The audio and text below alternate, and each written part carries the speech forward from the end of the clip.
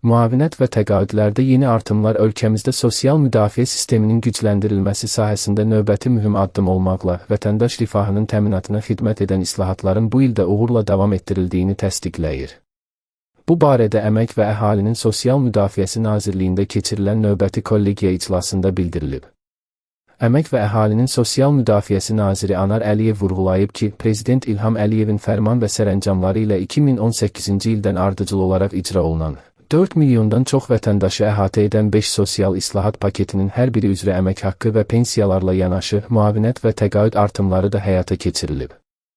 Nazirliyin İctimaiyyətlə Əlaqələr şöbəsindən Azərtacda verilən məlumata görə artımların əsasən şamil olunduğu kateqoriyalarda şəhid ailələri, az təminatlı ailələr, əlilliyi olan şəxslər, o cümlədən müharibə ilə əlaqədar əlilliyi olan şəxslər, 5-dən çox uşağı olan qadınlar, ailə başçısını itirən ailələr və digər həssas qruplardır. Həmin kateqoriyalardan olanlara yönələn sosial ödənişlərdə hər bir sosial islahat paketi üzrə artımların edilməsi, son illər həmin ödənişlərdə ciddi artımlara nail olunması dövlətin onlara olan xüsusi qayğısının əməli təzahürüdür. Qeyd edilib ki, müavinət və təqaüdlərində yeni artımlar edilmiş vətəndaşlar artıq gələn aydan bu ödənişləri artımla alacaqlar.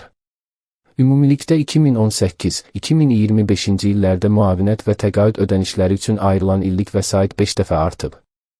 Həmin dövrdə minimum pensiyada da 3 dəfəyədək, orta aylıq pensiyada 2,6 dəfə artım baş verib.